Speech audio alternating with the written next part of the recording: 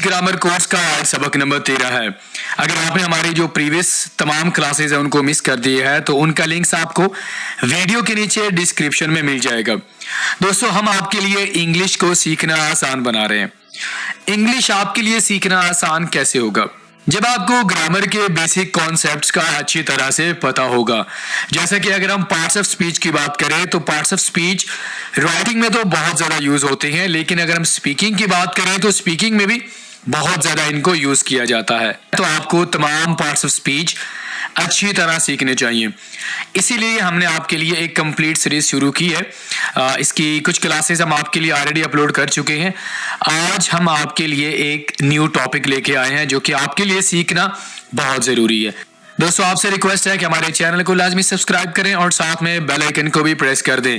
इस सबक के नोट्स आप वीडियो के नीचे दिए गए लिंक से बआसानी डाउनलोड कर सकते हैं।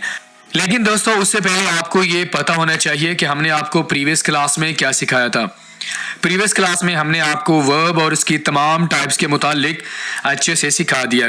अगर आप वर्ब के मुतालिक सीखना चाहते हैं कि इसकी कितनी टाइप्स हैं, किस तरह आप वर्ब को यूज़ कर सकते हैं, आपने मेरी प्रीवियस क्लास को लाजमी देख लेना है। आपकी तमाम कन्फ्यूजन 100% क्लियर हो जाएगी। तो जान लेते हैं दोस्तों कि आज के सबक में हम आपको क्या सिखाने वाले हैं। आज के सबक में हम आपको एडजेक्टिव, इसको कैसे बोलना है, इसको आपने ऐसे नहीं बोलना, एडजेक्टिव। यहां पर हमने डी को थोड़ा सा साइलेंट रख के बोलना है। एडजेक्टिव एंड इट्स टाइप्स, यानी इसमें सिफत और उसकी तमाम किस्में आज के सबक में हम आपको 100% क्लियर करवाने वाले हैं। आपने ये लेसन आखिर तक लाजमी देखना है अगर आपको एडजेक्टिव और उसकी जो तमाम टाइप्स हैं इनके रिलेटेड आपको काफ़ी सारी कन्फ्यूजन है। तो चले हमारे सबक का बाकायदा आगाज करते हैं। लेकिन सबसे पहले दोस्तों, आपको ये पता होना चाहिए कि एडजेक्टिव की डेफिनेशन क्या है। अगर आपको एडजेक्टिव की डेफिनेशन का पता नहीं होगा तो इसकी टाइप सीखने का कोई फायदा नहीं होगा। तो सबसे पहले इसकी डेफिनेशन देख लेते हैं। वह अल्फाज जो इसम या इसमें ज़मीर, इसम किसे कहते हैं? नाउन, इसमें ज़मीर प्रोनाउन, ठीक है। वो अल्फाज जो नाउन या प्रोनाउन के माना में तब्दीली पैदा करें, यानी एडजेक्टिव का बेसिक फंक्शन क्या होता है कि इसने नाउन और प्रोनाउन के मीनिंग में चेंजिंग लेके आनी है, उसके माना में ये तब्दीली करेगा और मजीद इनके मुतालिक आपको मालूमात देगा। तो एडजेक्टिव क्या होता है कि जो आपको इसम या इसमें ज़मीर के माना में तब्दीली पैदा करके दे और आपको प्रोनाउन और जो नाउन है उसके मुतालिक आपको मजीद मालूमात प्रोवाइड करे। मिसालों से आपको वाज़ेह हो जाएगा। सबसे पहले beautiful, happy, tall, clever, red, soft. दोस्तों, ये सारे के सारे हमारे पास एडजेक्टिव्स हैं। जब भी आप इन एडजेक्टिव्स को सेंटेंसेस में यूज करेंगे तो ये नाउन या प्रोनाउन के माना में तब्दीली पैदा कर देंगे। एक छोटी सी मिसाल के साथ आपको मैं समझाता हूं। She is a beautiful girl, she is a beautiful. तो यहां पर ब्यूटीफुल ने शी में इजाफा कर दिया, यानी माना में तब्दीली पैदा कर दिया है कि वो लड़की खूबसूरत है। He is clever, Aslam is clever. Aslam यहां पर नाउन है तो क्लेवर एडजेक्टिव है। तो एडजेक्टिव ने आके नाउन के माना में तब्दीली पैदा कर दी है, आपको असलम के बारे में थोड़ी सी मालूमात प्रोवाइड कर दी है, तो इसे हम क्या कहते हैं? एडजेक्टिव। मुझे उम्मीद है दोस्तों एडजेक्टिव की डेफिनेशन आपको क्लियर होगी। अब जरा हम इसकी टाइप्स की तरफ जाते हैं। वन बाय वन आपको मैं इसकी सारी टाइप्स क्लियर करवाने वाला हूं। नंबर वन दोस्तों हमारे पास आ जाती है एडजेक्टिव ऑफ क्वालिटी। अच्छा, इसके दो नाम है। इसे आप डिस्क्रिप्टिव एडजेक्टिव भी कह सकते हैं और एडजेक्टिव ऑफ क्वालिटी भी कह सकते हैं। तो आपने कंफ्यूज नहीं होना, डिस्क्रिप्टिव और एडजेक्टिव ऑफ क्वालिटी में कोई फर्क नहीं है। तारीफ देख लेते हैं। वो लफ्ज जो किसी शख्स की खूबी या खामी को बयान करे, तो ये तो बहुत क्लियर है, ये समझना आपके लिए बिल्कुल भी मुश्किल नहीं है। मिसाल देख लेते हैं। वो एक अच्छी लड़की है, she is a nice girl. तो यहाँ पर हमारे पास एडजेक्टिव नाइस है। अब ये नाइस हमारे पास एडजेक्टिव क्यों है?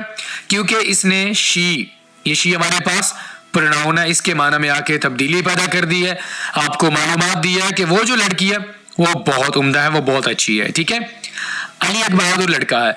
Ali is a brave boy. तो ब्रेव हमारे पास एडजेक्टिव है। क्यों भाई?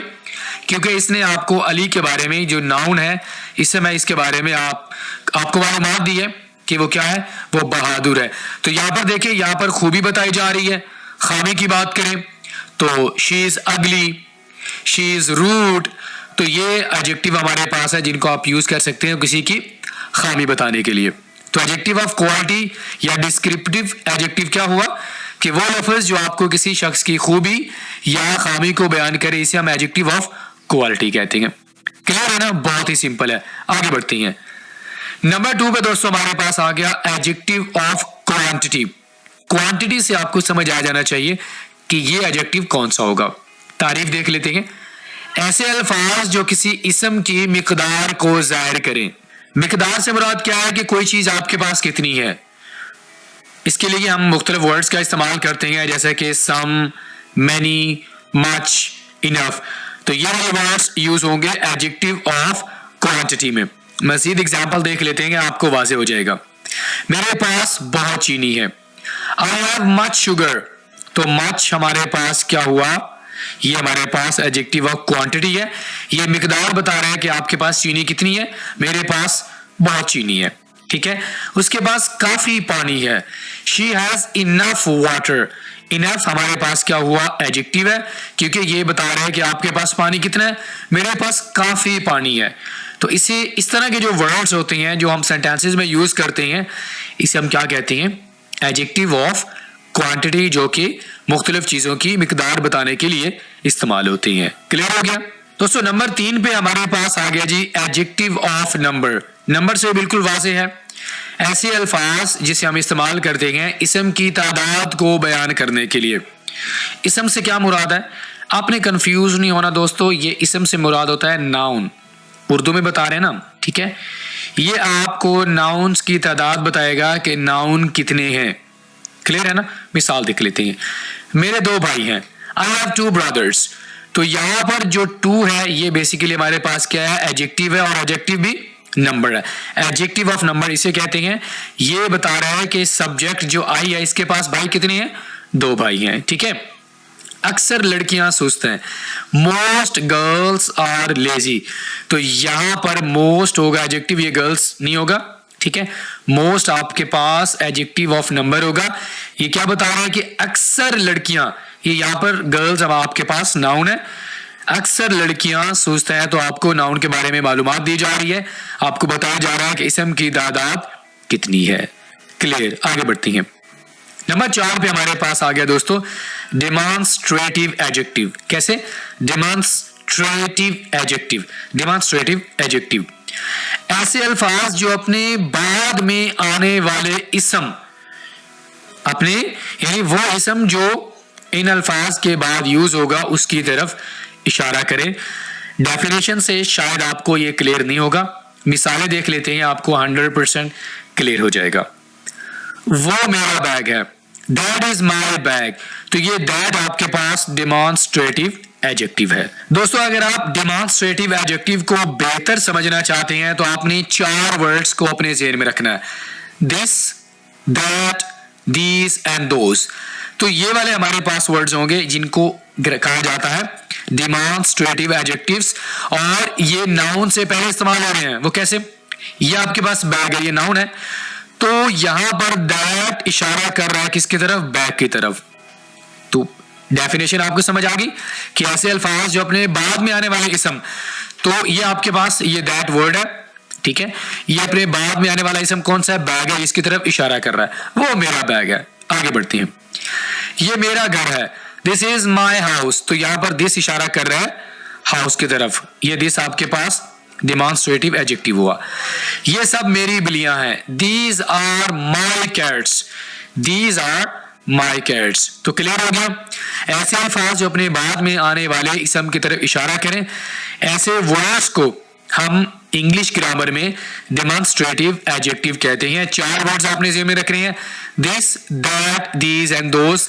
इनको हम इस्तेमाल करेंगे कब, नाउन से पहले। इनका फंक्शन क्या होगा, ये अपने बाद में आने वाले नाउन की तरफ इशारा करेंगे, आपको इशारा करके बताएंगे कि वो चीज किसकी है। वो चीज, that thing, that bag, this house. ठीक है, क्लियर, आगे बढ़ते हैं। नंबर 5 पे दोस्तों हमारे पास आ गया पोजेसिव एडजेक्टिव।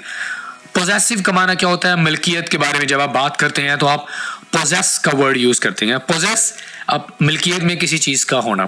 ठीक है, वो अल्फाज जो किसी की मिल्कियत को बताने के लिए यूज हो, यानी वो एडजेक्टिव्स के वर्ड्स जिनको हम यूज करते हैं अपनी मिल्कियत के बारे में या किसी की मिल्कियत के बारे में बात करने के लिए, उसे हम पोजेसिव एडजेक्टिव्स कहते हैं। मिसालें देख लेते हैं।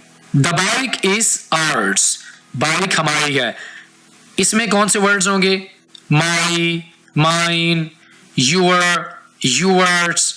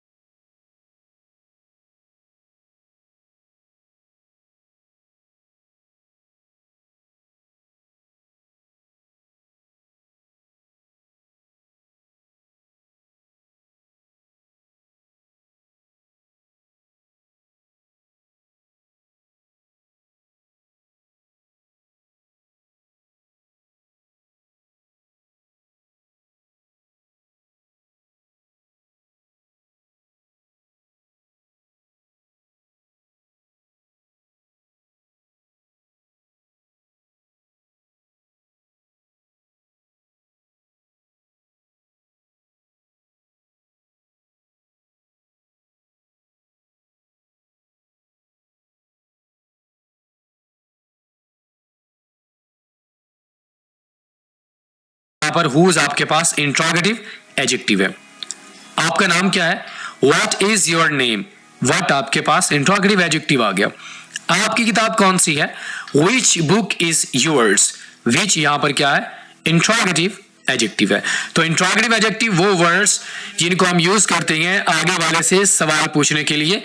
ऐसे वर्ड्स को इंग्लिश ग्रामर में इंट्रोगेटिव एडजेक्टिव कहा जाता है। Number 7, comparative adjective. दोस्तों ये आपने लाजमी सीख लेना है। कंपेयर का माना क्या होता है? मवाजना करना। जब आप दो चीजों का, दो मुख्तलिफ चीजों का आपस में उनका मुकाबला करते हैं, इसे हम इंग्लिश ग्रामर में, यानी इंग्लिश में तो हम इसे कंपेयर कहते हैं, और यहां पर हमारे पास कंपैरेटिव एडजेक्टिव है, यानी वो अल्फाज जो दो मुख्तलिफ चीजों में मवाजना करने के लिए यूज होते हैं। मुख्तलिफ ना भी हो, जरूरी नहीं है, सेम चीजें होती हैं, तो उन दोनों चीजों का आप मवाजना करते हैं, तो उसके लिए आप कंपैरेटिव एडजेक्टिव का यूज करते हैं। मिसाल देख लेते हैं। मेरा घर तुम्हारे घर से बड़ा है। My house is bigger than yours. तो जहां पर आप दो चीजों का आपस में मवाजना कर रहे होंगे, जैसा कि मेरा घर तुम्हारे घर से बड़ा है, इसे हम क्या कहते हैं? कंपैरेटिव एडजेक्टिव कहते हैं। ठीक है, वो मुझसे ऊंचा है। He is taller, he is taller than me. तो यहां पर आप मवाजना कर रहे हैं कि लड़की कह रही है कि लड़का यानी कद में मुझसे।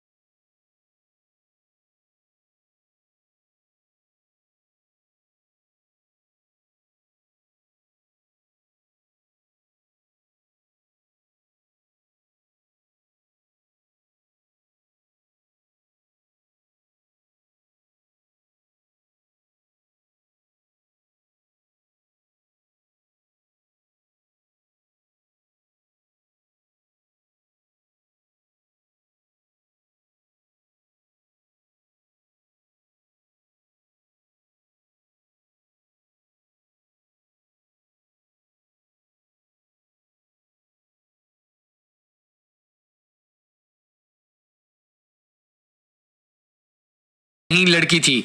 She was the smartest, smart नहीं होगा, स्मार्टेस्ट गर्ल, ठीक है, वो सबसे लंबा आदमी है, he is the tallest man, tallest man.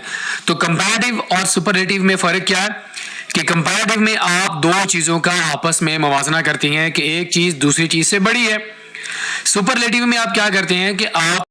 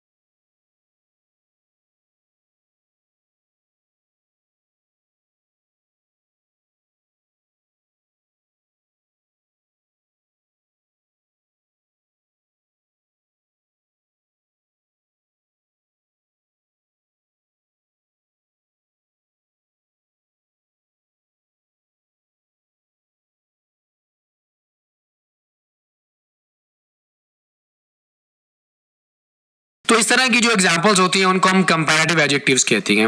एक और मिसाल देख लें, Ali is a tall boy, simple है, अली एक लंबे कद का लड़का है।